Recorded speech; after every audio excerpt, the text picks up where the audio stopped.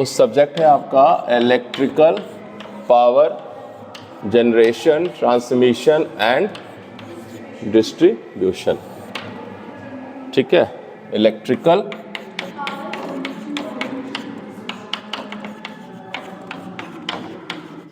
कई जगह ये अलग अलग करके पढ़ाया जाता है।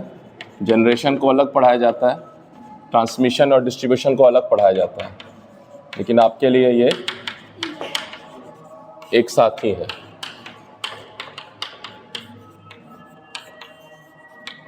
So what is power? What is power?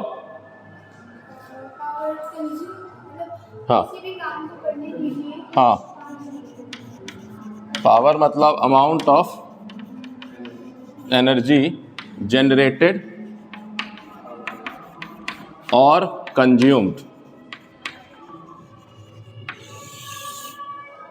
in a given amount of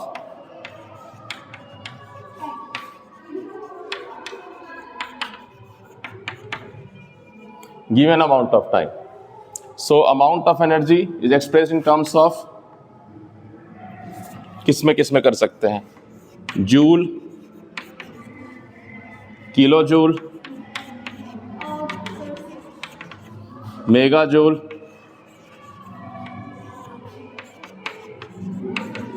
जैसे जैसे हमारा सिविलाइजेशन ग्रो कर गया, हमारा एनर्जी कंजम्पशन का अमाउंट बढ़ते चला गया, है ना? एनर्जी कंजम्पशन का अमाउंट हो रहा रिकॉर्ड, हाँ, बढ़ते चला गया।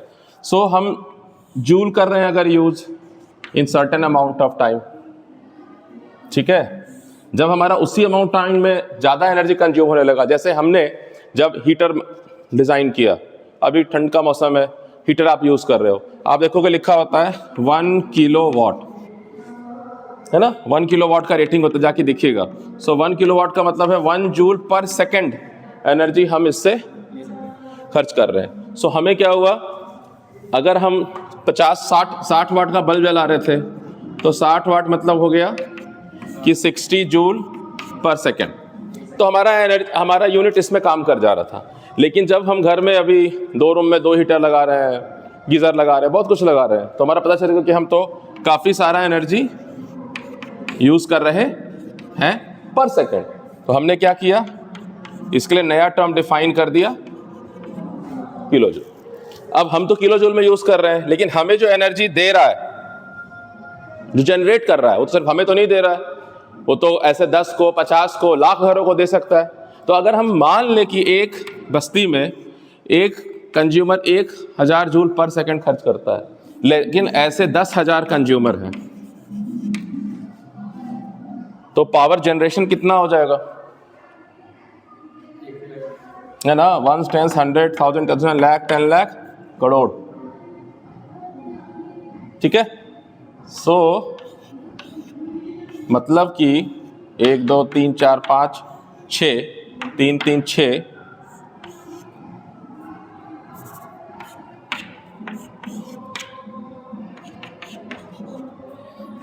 यानी 10 × 10⁻6 जूल पर सेकेंड, यानी 10 मेगा जूल पर सेकेंड। सो जो अमाउंट ऑफ पावर जनरेशन है वो बढ़ते चला गया जैसे जैसे सिविलाइजेशन ग्रो कर रहा है। जैसे सिविलाइजेशन ग्रो कर रहा है, पावर का जो अमाउंट ऑफ एनर्जी कंजम्पशन है वो प्रति सेकंड बहुत बढ़ गया, ठीक है। आई बात समझ में ना?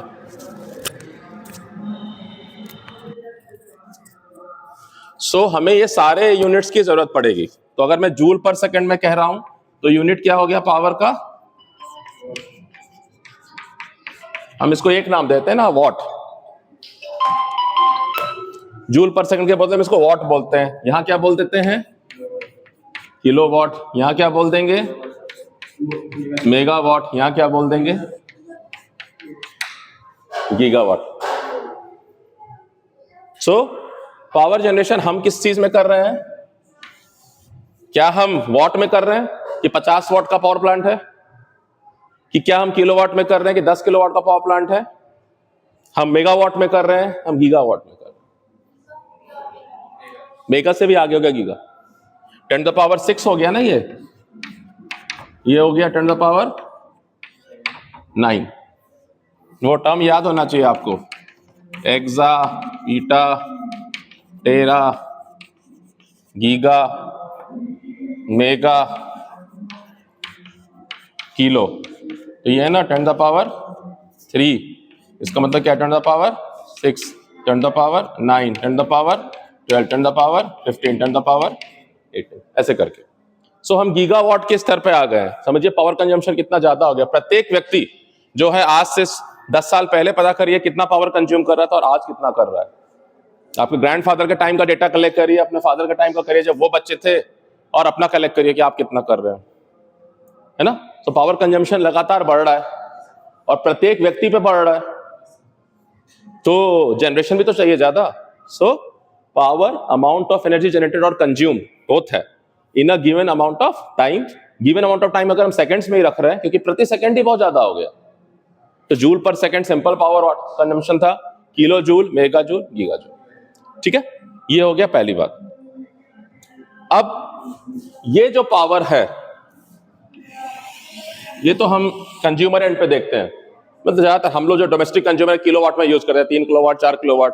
उसके बाद अगर छोटा थोड़ा सा कॉमर्शियल है 10 किलोवाट हो सकता है, बड़ी इंडस्ट्री तो 50 किलोवाट भी हो सकता है, मेगावाट भी हो सकता है, बड़ी बड़ी बिल्डिंग मेगावाट भी जनरेट कर सकती है। सो जो जनरेशन हो गया, बहुत बहुत ज्यादा अमाउंट ऑफ आपको एनर्जी जनरेट करना पड़ रहा है, बहुत ज्यादा अमाउंट ऑफ एनर्जी जनरेट करना पड़ रहा है। तो एक्चुअली जो हम जनरेशन कर रहे हैं वो हम कर रहे हैं बहुत ज्यादा अमाउंट के कारण बल्क पावर का जनरेशन कर रहे हैं। बल्क मतलब कि बहुत ज्यादा मात्रा में हो, इसको कहेंगे बल्क पावर जनरेशन। लिखिए द टर्म, लिखिए the term bulk electric power, the term bulk electric power refers to very large scale of electric power generation, electric power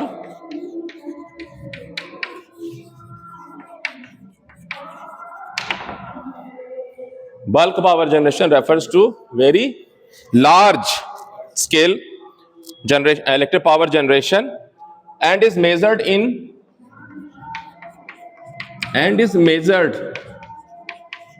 या कहिए expressed in megawatt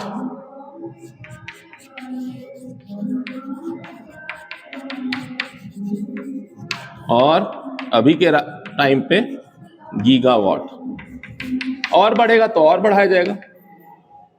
जैसे आपने माइक्रो प्रोसेसर सुना होगा word, micro level पे process करता है, अब नैनो प्रोसेसर है, पिको प्रोसेसर भी आ गया, उससे भी ज्यादा, ऐसे करके।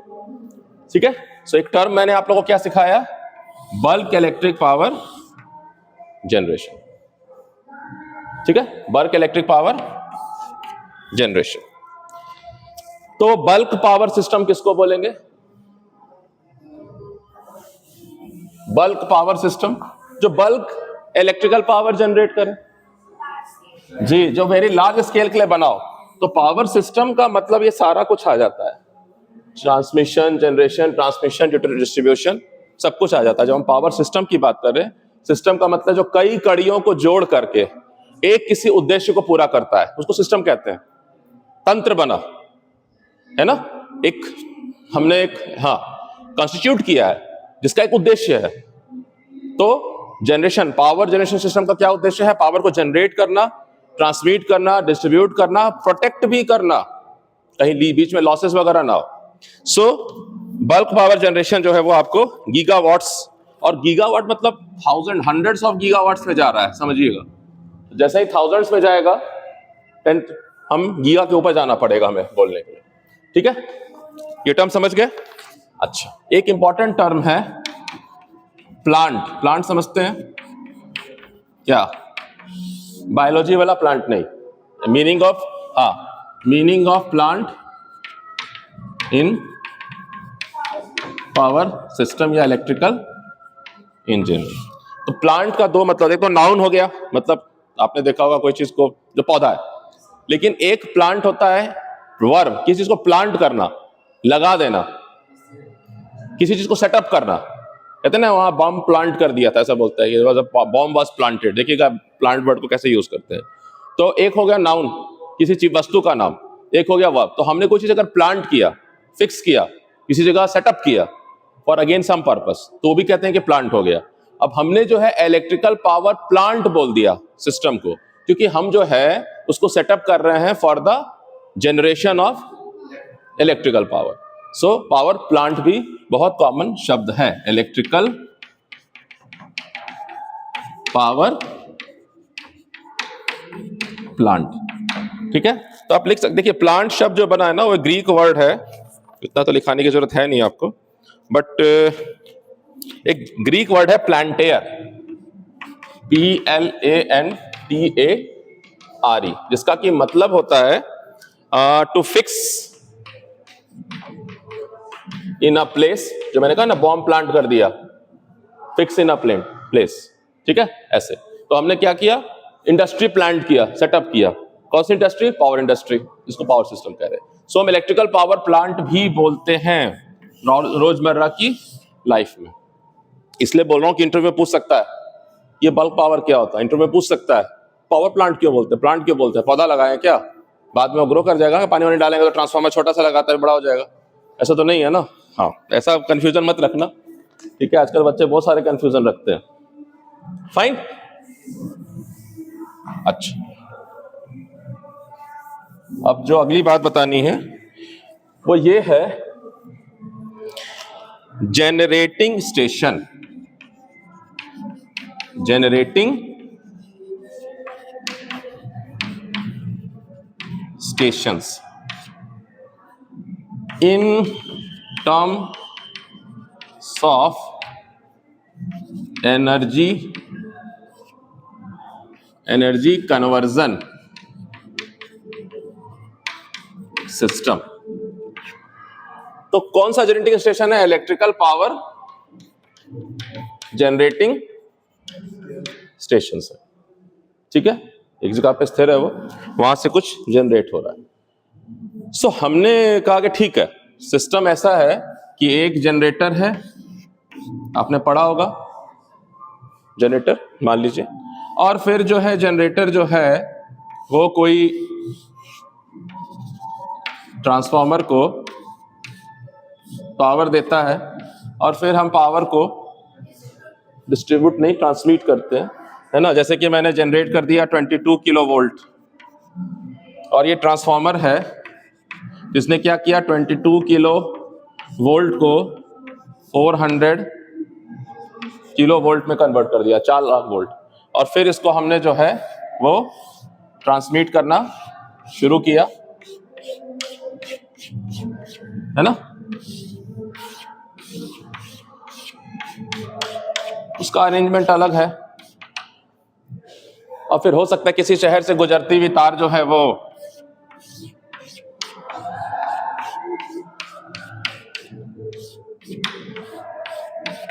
और फिर यहां पर हम इसको शहर में ले जाएं, डिस्ट्रीब्यूट कर दें, ऐसे करके। सो जनरेटिंग स्टेशन की बात कर रहे हैं अभी, ट्रांसमिशन डिस्ट्रीब्यूशन उसके बाद की बात आएगी। तो जनरेटिंग स्टेशन कैसे जनरेट कर रहा है पावर? एक जनरेटर पावर कैसे जनरेट करता है? What is a generator? या generator is something which converts mechanical power या मैकेनिकल एनर्जी, है ना, मैकेनिकल एनर्जी इनटू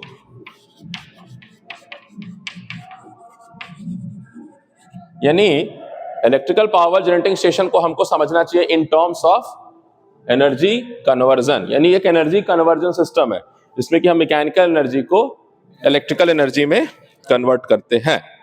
तो जब हम जनरेटर बनाते हैं तो इसकी प्रिंसिपल आपको पता होगी कि मैग्नेट्स हैं, कंडक्टर है, मैग्नेट्स है और कंडक्टर है, और हम और क्या करते हैं इस पे? मैकेनिकल एनर्जी यानी मोशन। मैग्नेट है, कंडक्टर है और मोशन दिया तो क्या मिलेगा? ईएमएफ। मैग्नेट है, कंडक्टर है और अगर हमने ईएमएफ दे दिया उसमें तो क्या मिलेगा? मोशन। ये तो हमेशा रहेगा ना। मैग्नेट भाई दो ही चीज है ना, एक रोटर है, एक स्टेटर है। स्टेटर का काम क्या है? मैग्नेटिक फील्ड पैदा करना। रोटर का काम क्या है? रोटेट करना। तो अगर मैं मैग्नेटिक फील्ड पैदा कर दिया किसी तरह से और कंडक्टर को मैंने मोशन दे दिया तो मुझे मिलेगा ईएमएफ।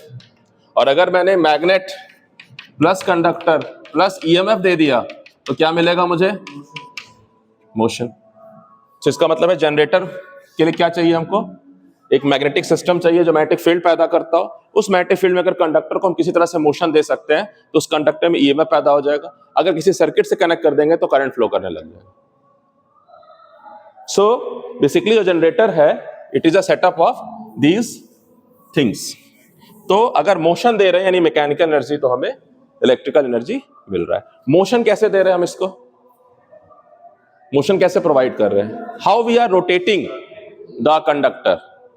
दिस रोटर है ना, मोटर के अंदर दो हिस्सा है, स्टेटर एंड, तो मैं रोटर को कैसे घुमा रहा हूं?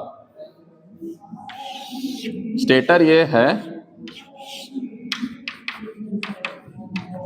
और ये रोटर है, अगर है ना, इधर भी घुमा दो रोटर ही कहेगा ना, ROTOR ROTOR रोटर। तो रोटर जो है वो रोटेट कैसे करा रहे हैं? क्योंकि हमने कहा ना कि हम इसे मैकेनिकल एनर्जी हम फीड करेंगे, मोशन हम देंगे। कैसे घुमा रहे हैं हम? शाफ्ट। शाफ्ट को कौन घुमा रहा है? हमने शाफ्ट को घुमाया। शाफ्ट को कौन घुमाया? जी आप पढ़िएगा, टरबाइन। हाँ, शाफ्ट हम कनेक्ट कर रहे हैं एक सिस्टम टरबाइन। क्यों टरबाइन कनेक्ट कर रहे हैं वो हम पढ़ेंगे जब आगे different kinds of generating stations पढ़ेंगे। बट हम क्या कर रहे हैं बेसिकली, भी टरबाइन भी ना बोल के, something is moving this which is providing the motion is known as prime mover. Prime mover. Prime mover. तो जनरेटर को हम मैकेनिकल एनर्जी कैसे दे रहे हैं? Using a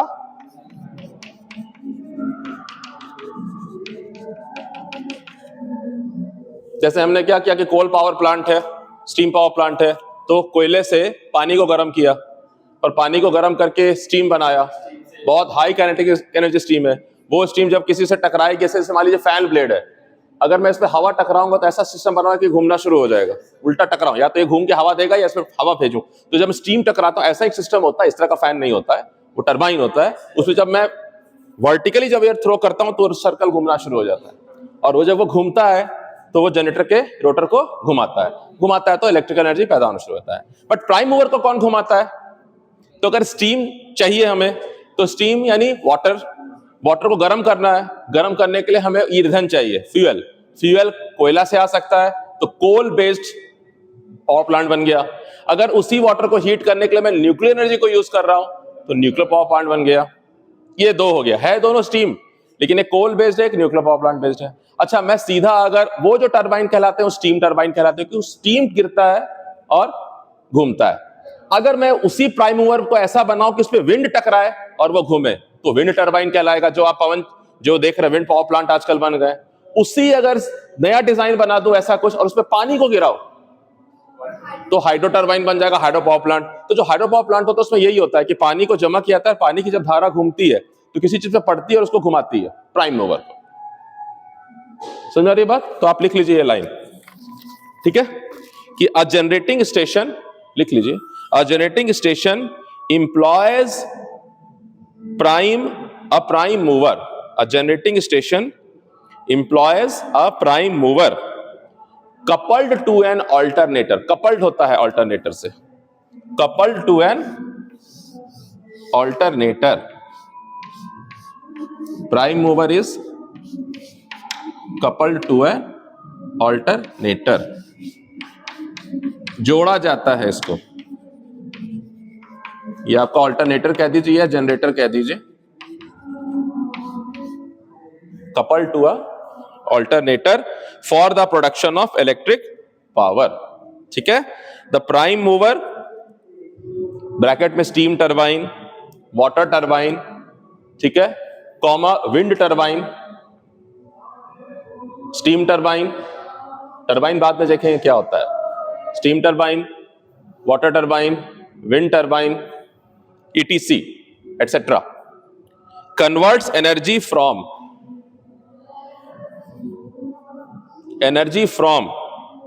some other form to mechanical energy, some other form to mechanical energy. जैसे steam flow कर रहा है, स्टीम का मैकेनिकल एनर्जी किस पे कन्वर्ट हो गया? टरबाइन के मैकेनिकल एनर्जी में। टरबाइन का मैकेनिकल एनर्जी कन्वर्ट हो गया इलेक्ट्रिकल एनर्जी में। लेकिन स्टीम को जब मैंने फ्लो कराया तो स्टीम को मैकेनिकल एनर्जी, काइनेटिक एनर्जी कहां से मिला? कोल के हीट एनर्जी से। यानी कि मैकेनिकल एनर्जी से पहले हीट एनर्जी था कहीं, और हीट एनर्जी कहां से पैदा हुई? कोल के बर्निंग करने से, यानी केमिकल एनर्जी से। So chemical energy of the coal creates heat, and this heat energy give the mechanical kinetic energy to the steam, and that mechanical energy is converted into electrical energy. तो हर बार mechanical convert होगा electrical में, लेकिन इसको mechanical देने के लिए अलग अलग कहानी है।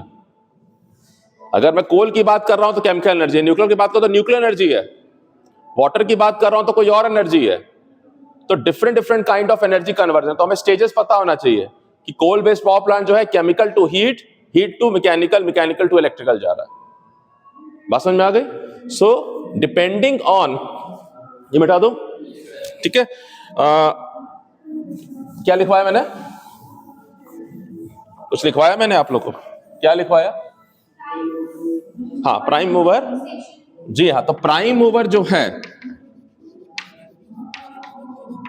Prime mover is something which is giving mechanical energy, है ना? Mechanical energy to the alternator, and then alternator is giving electrical energy. ये तो ठीक है, लेकिन प्राइम मूवर को अलग अलग तरह से एनर्जी प्रोवाइड कर सकते हैं। जैसे कि हो सकता है कि इसको जो है वो, हाँ, स्टीम घुमाया तो स्टीम को क्या मिला? Heat energy. वाटर को हीट एनर्जी मतलब kinetic energy, and heat energy कहां से मिला? सो यही कह रहा हूं कि some other form of energy. ये जो है क्या लिख रहा है यहां पे? Some other form of energy. ये आपको समझना है कि ये तो दे रहा है हमारा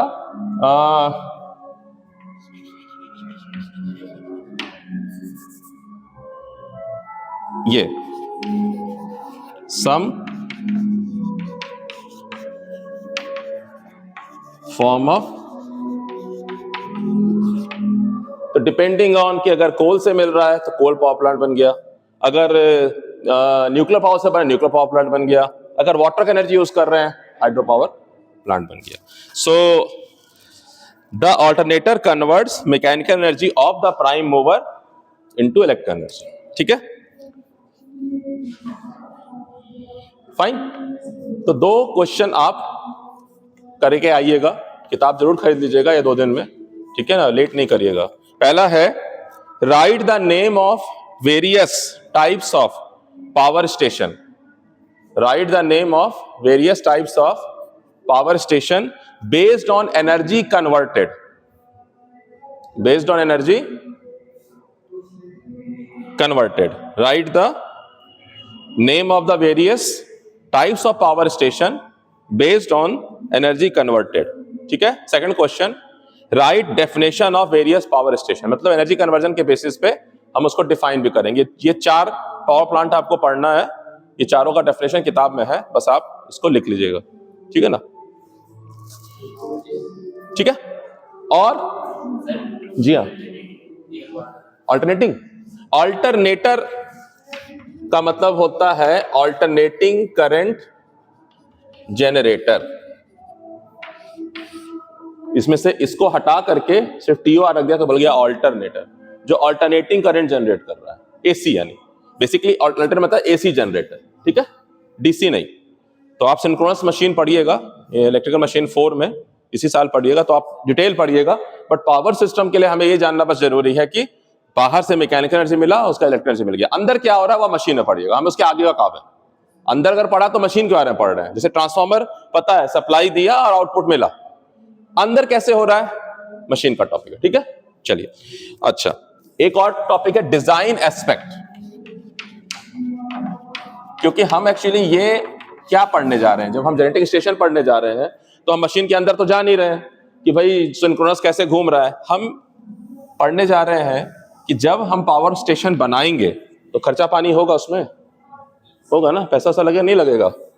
तो इतना एनर्जी अगर हमें देना है, अभी सरकार कहेगी कि भाई हम जो है बिजली अभी 10 लाख घरों को और बिजली एक्सपेंड करेंगे, सपोज योजना है कि हमने दिल्ली के इतने रीजन को कर दिया है, अब हम आउटर रीजन को कवर करने जा रहे हैं, तो 10 लाख घरों को कवर करने जा रहे हैं, 1000 गांव को कवर करने जा रहे हैं, ऐसे करके।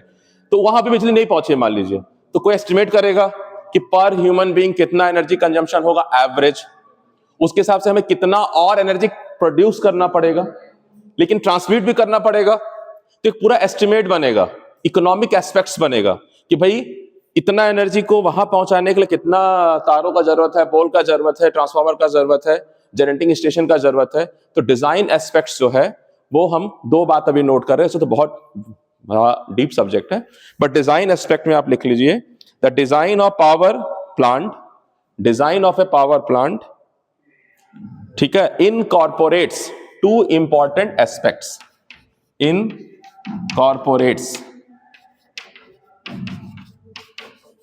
2 इंपॉर्टेंट एस्पेक्ट्स, 2 खास बातें। पहला selection and placing, selection and placing of power generation equipment.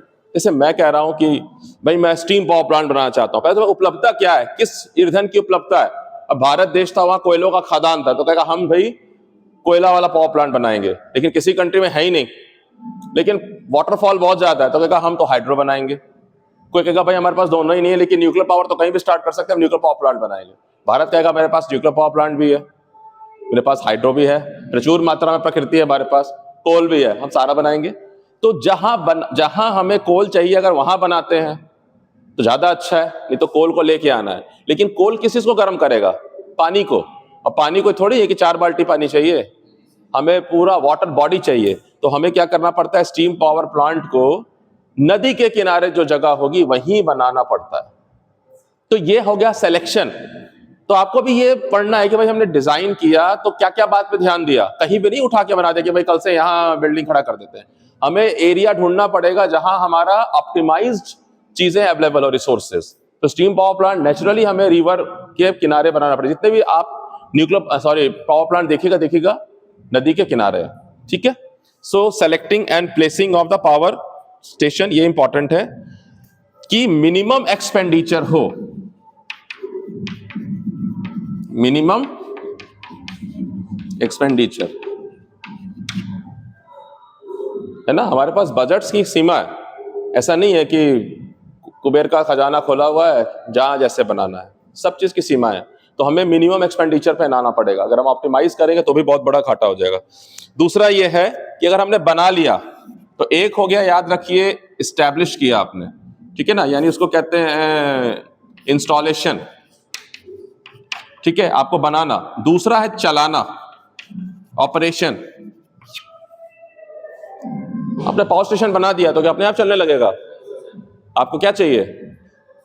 Peoples चाहिए उसको रन करने के लिए। तो ऑपरेशन का भी खर्चा अलग होगा, वही एम्प्लॉयमेंट देना पड़ेगा, इंजीनियर हायर करना पड़ेगा, सुपरवाइजर चाहिए, मिस्त्री चाहिए, पूरा अच्छा खासा वर्क फोर्स चाहिए। सो हमें ऑपरेशन के समय में क्या, उनको भी तो बिजली पानी देंगे? जिस बिल्डिंग में बैठेंगे कि जनरेटर के पास खड़े रहेंगे? नहीं ना, उनको बिजली पानी हवा सब चाहिए, रहने के लिए क्वार्टर भी देंगे, है ना, वो भी तो अपनी फैमिली को देखेगा, तो अच्छे से सैलरी भी देंगे। सो ये सारा चीज जो है, to run the plant is also an important aspect of the design, कि भाई इसको बनाने में कितना खर्चा होगा, इसको चलाने में कितना खर्चा होगा। भाई एसी खरीद लिया अभी ठंडा में, गर्मी के मौसम में, या ठंडा में, चलो अक्टूबर आ रहा था, गया यार 40 का एसी 30 में मान लो खरीद लिया, अब तुम कह यार चलो सस्ता मिल गया, अब चलाओगे जब गर्मी में तो क्या इतना पैसा है कि उसका बिल भर सको? तो ये भी देखना है ना कि खरीद तो लिया, कहते ना हाथी खरीद लिया रखेंगे कहां। तो आपको डिजाइन में दोनों एस्पेक्ट है, एक हो गया जब आप सेटअप कर रहे हो उसमें जो खर्चा आएगा वो आपका कॉस्ट हो गया, दूसरा, जब आप उसको ऑपरेट कर रहे हो तो रन कर रहे हो, तो आप देखिए, अब बिजली मीटर जो होता है आपका कुछ फिक्स चार्जेस लेता है। मान लीजिए आप बिजली का कनेक्शन करा लिया और आप कुछ लगा ही नहीं रहे, चला ही नहीं रहे, तो मान लीजिए ऐसा अगर 10 घरों ने बिजली का कनेक्शन ले लिया हमसे, अब कोई चला नहीं रहा है, तो फिर क्या होगा? बिजली कंपनी खोल के तो आपको एक चार्जेस लेना पड़ता है ना फिक्स, कि भाई इतना तो आपको पे करना होगा क्योंकि मैंने ये केबल लगाया, ये लगाया, पोल लगाया। तो बिजली बिल जो आप दे रहे हैं उसमें सिर्फ ये नहीं कि जितना जनरेशन उसका खर्चा है, उसमें उसको सेटअप जो किया उसका भी खर्चा है, उसमें वो खरीद रहा है और फिर आपको बेच रहा है तो वो भी प्रॉफिट मार्जिन का खर्चा, सारा कुछ है। अपने एम्प्लॉय को भी तो पैसे देगा, तो कहां से आएगा? तो ये डिजाइन एस्पेक्ट है, ठीक है। सो दो डिजाइन एस्पेक्ट है, हमको यही कुछ कुछ बुनियादी बातें सीखनी है कि हम जैसे देखेंगे कि पावर प्लांट में सबसे पहले एक स्कीमेटिक डायग्राम, किसका प्लांट में क्या क्या चीज होता है, फिर हमने ये सिलेक्शन ऑफ साइट क्यों किया, हमने इसी तरह का जगह क्यों चुना, क्या चीज ऑप्टिमाइज किया, प्लस उसके फिर लेकिन प्रॉस एंड कॉन्स हैं, कुछ एडवांटेजेस भी हैं, कुछ डिसएडवांटेजेस भी हैं। जैसे हाइड्रो पावर प्लांट जहां बनाते हैं वहां बहुत देखिएगा एनजीओस की बात होती है कि भाई प्रकृति खराब हो रही है, पानी संरक्षण कर रहे हैं, ऐसे करके कई सारी कहानियां भी हैं साथ में। तो प्रॉस एंड कॉन्स भी हैं। तो आप इंजीनियर बनने जा रहे हैं, आप सिर्फ जॉब लेके प्लांट में बैठेंगे नहीं, आपको थोड़ा सचेत होना चाहिए कि इसके अदर सोशियो इम्पैक्ट्स क्या हो रहे हैं, इकोनॉमिकल इम्पैक्ट्स क्या हो रहे हैं, इंजीनियरिंग इम्पैक्ट्स क्या हो रहे हैं। तो ये थोड़ी बातें जानना ही जो है आपका लक्ष्य है जनरेटिंग पावर प्लांट के बारे में पढ़ने, ठीक है। सो ये 2 क्वेश्चन बताया है, एक पन्ने का काम है, ये आप करते जाइएगा, ठीक है।